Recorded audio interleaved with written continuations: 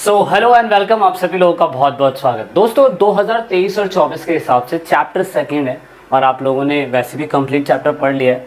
इस चैप्टर का नाम न्यू सेंटर ऑफ पावर है और जैसा कि मैंने कहा कि सीबीएसई बोर्ड ने हर साल कुछ चैप्टर को रिड्यूस करती है, कुछ चैप्टर को ऐड करती है और साथ साथ में वो नए टॉपिक को भी ऐड करती है। और क्लास 12 के हिसाब से ये नया टॉपिक इस बार सेकेंड चैप्टर में ऐड हुआ है, but this is not mention in NCERT.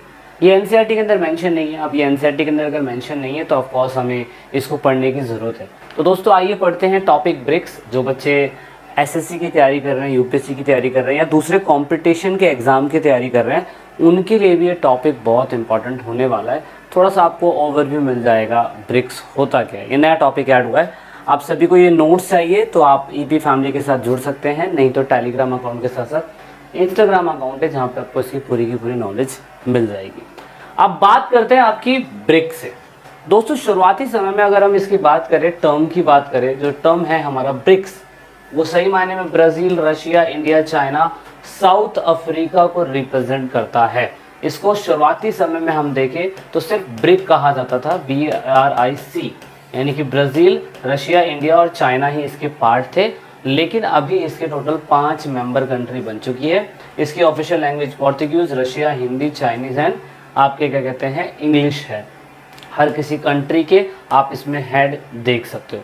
लेकिन 2009 के अंदर ये ब्रिक्स से ब्रिक्स बन गया। ठीक है, तो मतलब 2009 के अंदर कौन सी कंट्री ऐड हुई? लास्ट कंट्री क्या कहते हैं साउथ अफ्रीका, लास्ट कंट्री आपको दिखाई दे रही है, ये ऐड हुई। क्योंकि शुरुआती समय में सिर्फ ये 2006 तक ब्रिक था। ठीक है, इतना आपको क्लियर होना चाहिए।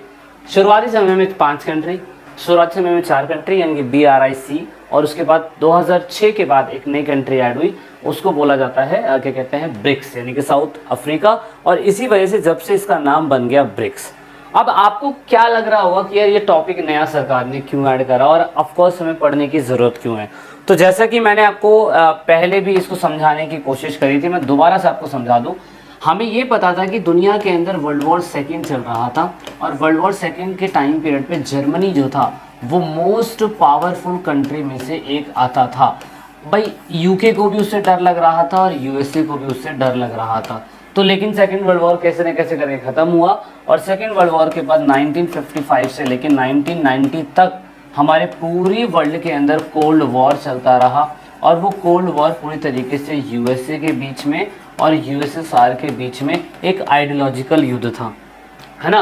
1991 के अंदर जाके पूरी तरीके से यूएसएसआर क्या होता है, वो हो जाता है ख़त्म और इसकी जगह ले लेता है रशिया इसकी जगह ले लेता है। इस हिसाब से दुनिया के अंदर सबसे पावरफुल कंट्री बनती है यूएसए। अब अगर ये दुनिया की सबसे ज़्यादा पावरफुल कंट्री 1990 के बाद बनती है तो क्या इसको चैलेंज करने के लिए कोई कंट्री नहीं है क्या? क्या इसको कोई चैलेंज नहीं कर सकता?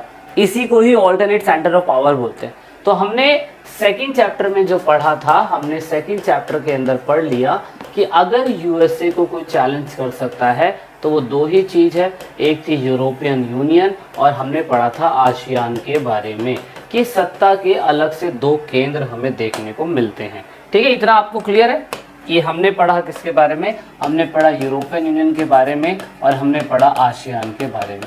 लेकिन यूरोपियन यूनियन टक्कर दे सकता था, आसियान टक्कर नहीं दे सकता था। एनसीईआरटी के अंदर मेंशन था कि चाइना एक उभरी हुई व्यवस्था हो सकती है जो कहीं ना कहीं अमेरिका को टक्कर दे सकती है। तो असल में अमेरिका को कोई अकेली एक कंट्री टक्कर नहीं दे सकती, चाहे तो चाइना दे सकती है, बट ऐसा फिक्स नहीं कि चाइना टक्कर देगी।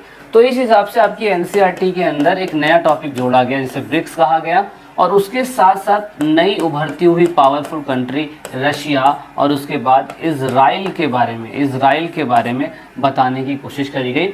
और प्लस में इन कंट्रियों के साथ इंडिया का रिलेशन कैसा था ये भी दिखाने की कोशिश करी गई।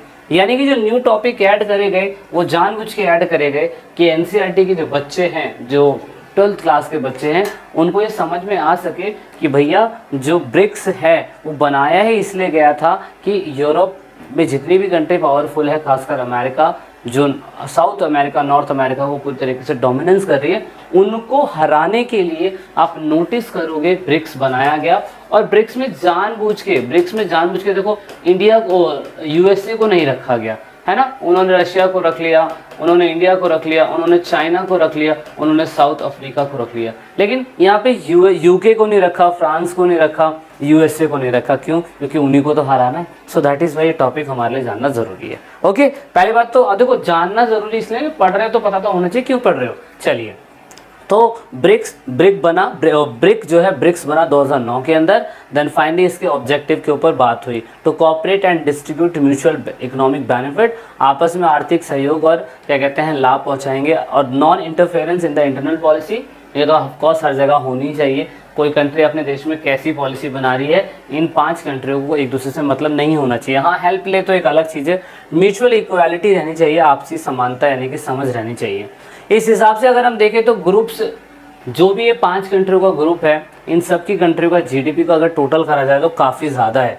जैसे कि ब्राज़ील, रूस, चाइना, भारत, दक्षिण अफ्रीका, इनके द्वारा लगभग 42% जनसंख्या है। और उसके बाद जनसंख्या का 42% इनके पास है, जीडीपी का 23% इनके पास है। इलाके के हिसाब से देखें तो 30% इनके पास है। 18% लेवल पे ये ग्लोबल ट्रेड कर रहे हैं। तो इस हिसाब से इनको कहीं ना कहीं अमेरिका के कंपैरिजन में एक चैलेंजिंग के रूप में देखा जा सकता है, क्योंकि ये चीज़ें हैं। अच्छा, दूसरी बात ये कि ये लोग समय समय पे मीटिंग करते रहते हैं। इंडिया के अंदर 29 मार्च 2012 में मनमोहन सिंह की सरकार के टाइम पीरियड पे हुआ था। उसके बाद यहाँ पे आप देख सकते हैं गोवा के अंदर 15 और 16 अक्टूबर के दिन 2016 में नरेंद्र मोदी के टाइम पीरियड पे हुआ था। लास्ट मीटिंग सेंट पीटर्सबर्ग के अंदर हुई, रशिया के अंदर, जुलाई 2020 में व्लादिमीर पुतिन के द्वारा। अभी ब्रिक्स की कौन सी नई मीटिंग, 13वीं मीटिंग हुई थी? आप मुझे बताइए कि ब्रिक्स की 13वीं मीटिंग कौन से शहर के अंदर हुई है या कौन सी कंट्री के अंदर हुई है? आप मुझे कमेंट करके ज़रूर बताइए, क्योंकि ये पेपर के अंदर आने के पूरे चांस है। जीके का एक क्वेश्चन बन सकता है अगर आपकी किस्मत खराब रही तो। अच्छा, अब इनके अचीवमेंट क्या है दोस्तों? 5 घंटे आपस में मिली। इनके अचीवमेंट ये कि एक इंटरनेशनल फॉर्म है, इसमें हर कंट्री अपनी बात रख सकती है। जैसे कि इंडिया अगर हम देखें तो यूएनओ के सामने इंडिया चाइना से डायरेक्टली बात नहीं कर सकता, क्योंकि चाइना जो है वो यूएनओ के अंदर ज़्यादा पावरफुल है ना। उसके बाद रशिया जो है, रशिया वो क्या कहते हैं अपना डोमिनेंस जो है वो यूएन के अंदर दिखा सकता है, लेकिन यहाँ जो ब्रिक है इसमें नहीं दिखा सकता। जैसे कि अभी हमने पढ़ा था आशियन रीजनल फर्म के बारे में कि 1994 के अंदर आशियन रीजनल फर्म बनाया गया था आशियन कंट्री के द्वारा, जिसमें जो छोटी कंट्रियाँ हैं वो कंट्रियाँ इनके सामने यूएन या ब्रिक्स के अंदर फालतू नहीं बोल सकती, अपनी बातें नहीं रख सकती, लेकिन आशियन रीजनल फर्म के अंदर छोटी कंट्री अपनी बातें रख सकती है अगर ये बड़ी कंट्रियाँ इनके साथ आती हैं तो इस हिसाब से जो इनका अचीवमेंट है बड़ा अच्छा रहा। इन लोगों ने पूरी तरीके से एक वैश्विक पहचान बनाई है। ब्रिक्स बनाने के बाद अपने आपस में रिलेशंस काफ़ी अच्छे इन लोगों ने डेवलप कर दिए हैं। अच्छा, दिक्कत बात ये है कि जो बाइडेन नए क्या कहते हैं यहाँ पे राष्ट्रपति बनते हैं, इनको इसके अंदर नहीं रखा जाता है। तो ये एक बहुत ही बड़ा क्या कहते हैं क्रूशियल सवाल है, क्यों नहीं रखा गया। इसके पीछे मैंने आपको रीज़न बता दिया था। अब यहाँ पे ये थिंक टैंक है, इसी के ऊपर ही सारे लोग काम करते हैं। Cooperation of economic growth, peace and security यानी कि शांति और सुरक्षा, पॉलिटिकल एंड इकोनॉमिक गवर्नेंस, और पूरी तरीके से sharing the knowledge and the innovation, आपस में जो भी चीज़ें होंगी शेयर करेंगे, जो भी वार्तालाप होगी वो शेयर करेंगे, और रिलेशंस को और अच्छा करेंगे। जैसे चाइना के साथ हमारे रिलेशन ख़राब है, इसके थ्रू चाइना के साथ हमारे रिलेशन काफ़ी अच्छे हो जाएंगे। रशिया के साथ हमारे रिलेशन काफ़ी अच्छे तो और अच्छे हो जाएंगे। साउथ अफ्रीका से तो खैर हैं ही अच्छे, तो ये एक अच्छी बात है। अब यहाँ पे ना सबसे अच्छा मुझे पता क्या लगा, सबसे अच्छा मुझे ये लगा कि जिस तरीके से IMF जो है ना, IMF वो वर्ल्ड बैंक के पैसों की मॉनिटरिंग करता है, और दुनिया के सबसे बड़े बैंकों में से वर्ल्ड बैंक आता है, सबसे बड़े बैंकों में से। लेकिन इन लोगों ने, इन 5 कंट्रियों ने मिलकर अपने खुद का बैंक बनाया है, और ये बहुत बड़ी बात है।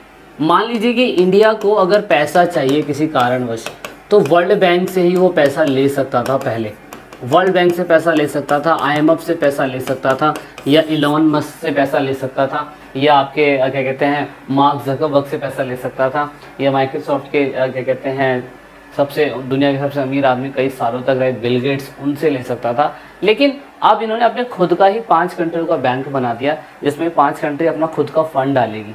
तो यहाँ पे ये IMF को टक्कर देने के लिए एक ऑल्टरनेटिव बना, जो सबसे बड़ी बात रही इनके अचीवमेंट में।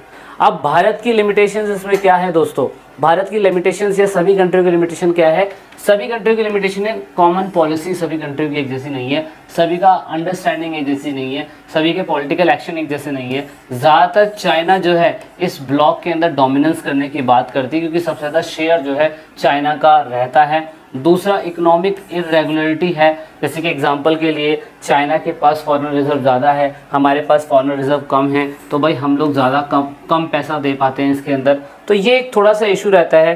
ग्लोबल इशू जैसे टेररिज्म चाइना में ज़्यादा हो रहा है, या रशिया के अंदर ये लोग ज़्यादा हथियार बेच पा रहे हैं। हमारी कंट्री के अंदर क्लाइमेट चेंज की प्रॉब्लम नहीं है, पर चाइना के अंदर है। तो ये थोड़ी सी मिसअंडरस्टैंडिंग है जो हमें देखने को मिलती है। हमारे भारत का रोल सिंपल सा ये रहा कि भारत दुनिया का सबसे फास्टेस्ट ग्रोइंग कंट्री बन चुका है, इकोनॉमी में 5वें नंबर पे। भले से ही हमारी जीडीपी खतरे में है, लेकिन हम कह सकते हैं, एनसीईआरटी में हम लोग लिख सकते हैं। 2016 में 2012 में हमने सक्सेसफुल मीटिंग करवाई। अभी होपफुली अच्छा हुआ कोरोना टाइम पे हमने इनकी मीटिंग नहीं कराई, नहीं तो हम लोग फ्लॉप हो जाते। अब यहाँ पे साथ साथ में हमारा फाइनेंशियल स्टेबिलिटी काफ़ी अच्छी है। 2018 में इकोनॉमिक क्राइसिस पूरी दुनिया में चल रहा था, लेकिन हमारी कंट्री के अंदर ठीक ठाक था, काफ़ी अच्छी तरीके से। इंडिया ने सक्सेसफुल स्पेस प्रोग्राम भी लॉन्च करा मार्स पे जाने के लिए। अभी हमने चंद्रयान 3 लॉन्च करा है, चंद्रयान 2 फ्लॉप हो गया था, लेकिन फिर भी ऐसे सैटेलाइट हम लॉन्च करते रहते हैं। इससे हमारा पता चलता है कि हम लोग ये ग्लोबल इकोनॉमिक में काफ़ी आगे जा रहे हैं। तो ये this is all about the BRICS. आप चाहो तो इतना लिख सकते हो, पेपर के पॉइंट ऑफ व्यू से बहुत ज़्यादा ज़रूरी है। इंडिया का रोल क्या है समझना ज़रूरी है आपको, इंडिया को उससे फ़ायदा क्या हो रहा है, इसमें यूएसए को अंदर क्यों नहीं रखा गया, ऐसे बहुत सारे क्वेश्चन आई होप इस वीडियो में आपके सॉल्व हुए होंगे। इस वीडियो के अंदर इतना ही था। नए टॉपिक को हम जल्द ही एक्सप्लोर करेंगे और आपके सामने लेके आएंगे। मिलते हैं नेक्स्ट पार्ट में जल्दी। जब तक के लिए जय हिंद, जय भारत, वंदे मातरम।